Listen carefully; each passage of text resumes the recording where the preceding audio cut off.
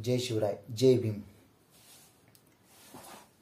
संतोष अण्णा देशमुख यांना न्याय कधी भेटणार याचा तरी कसा?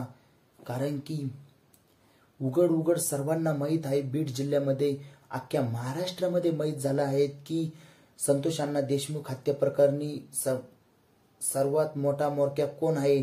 वाल्मिक कराड यांचं डायरेक्टली नाव घेत आहे. मग वाल्मिक कराडला अटक करून पोलीस स्टेशनमधून चौकशी का करू शकत नाही?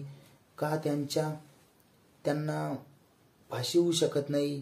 कारण की फक्त एवढंच ना, ते आमदाराच्या जवळचे आहे म्हणून, त्यांचे रिलेटिव्ह आहे म्हणून स्वतः आमदार साहेब धनंजय मुंडे साहेब यांनी स्पष्ट सांगितलं आहे, हो ते माझ्या जवळचेच आहेत, त्याच्यात लपवण्यासारखं काय? पण त्यांची चौकशी तर होऊ शकते ना. सामान्य माणसाची जर कधी चौकशी होऊ शकते, त्यांनी जर कधी अपराध केलेला असेल, की त्यांनी जर कधी संतोष अण्णा देशमुख यांना डांबून मारेल असेल ना, त्यांना अटक झालीच पाहिजे आणि फाशीची शिक्षा झालीच पाहिजे. का बरं आज 16 दिवस उलटूनही सुद्धा संतोष अण्णा देशमुख यांना न्याय भेटत नसेल, तर ह्या प्रशासनाचं करायचं काय? खाली मुंडकं वर पाय. बीड जिल्ह्यामध्येच नाही तर आपल्या अख्ख्या महाराष्ट्रामध्ये प्रश्न पडलेला आहे. गृहमंत्री देवेंद्र फडणवीस साहेब यांनी विधानसभेमध्ये स्पष्ट सांगितलं आहे, आरोपी कोणीही असो त्याला शिक्षा होणारच. मग आज 16 दिवस उलटूनही सुद्धा त्याला का बरं अटक होत नाही वाल्मिक कराड यांना? कारण की जितेंद्र आव्हाड साहेब सुद्धा म्हटले होते की ते नागपूरला आहे, मग तिथून त्यांना अटक झाली नाही. बीडला त्यांना अटक होऊ शकत नाही, कारण की त्यांच्या मागे अशी कोणती अदृश्य शक्ती आहे. त्या अदृश्य शक्तीचा सुद्धा झाला आता सरकार स्थापन. मुख्यमंत्री उपमुख्यमंत्री यांनी सगळ्यांनी शपथ घेतलेली आहे. कॅबिनेट मंत्री झाले, राज्यमंत्रीही झाले, पण मराठ्यांच्या आरक्षणाचा विषय काही विधान परिषद विधानसभेत काही मांडला गेला नाही. कारण की निवडणुकीपुरते मराठे लागतात, पण मराठ्यांच्या आरक्षणाचा मुद्दा कोणीही उचलणार नाही. सर्वसामान्याचा जनतेचा फक्त आणि फक्त एकच वैरी आहे, ते म्हणजे श्री मनोज जरांगे पाटील. श्री मनोज जरांगे पाटील यांनीच विडा उचलला आहे मराठा आरक्षणाचा. कारण की मराठ्यांना दुसरं आरक्षण कोणी देऊच शकत नाही.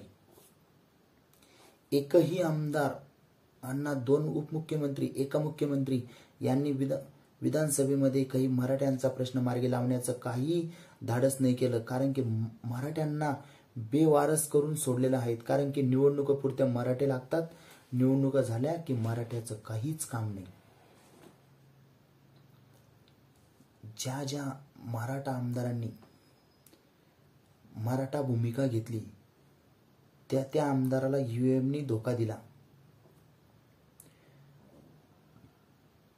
सर्वांना आरक्षणाची गरज आहे, मग मराठ्यांनाच आरक्षणाची गरज का नाही? हे आपले देवेंद्र फडणवीस साहेब हे आम्हाला स्पष्ट सांगा. आज आम्हालाही आरक्षणाची गरज आहे.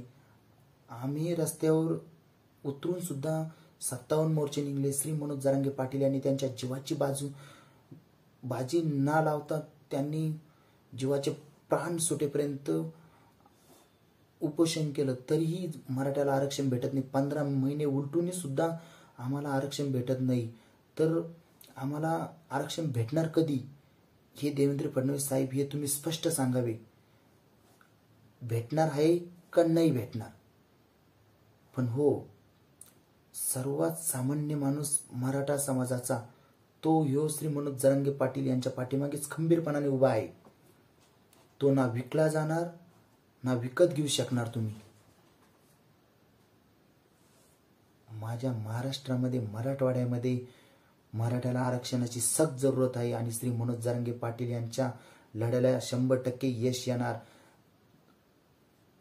श्री मनोज जरांगे पाटील यांना रोखण्यासाठी अनेक वादळ आले, अनेक आमचे स्वतः आमदार, संत्री, मंत्री जे असतील त्यांनी लय विरोध केला, पण श्री मनोज जरांगे पाटील कोणालाच बळी नाही पडले. कारण की श्री मनोज जरांगे पाटील यांच्या रक्तात खोटच नाहीये.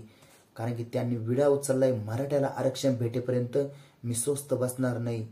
कारण की आमच्या मराठ्यांचं नेतृत्व फक्त मनोज जरांगे पाटील हेच करू शकतो.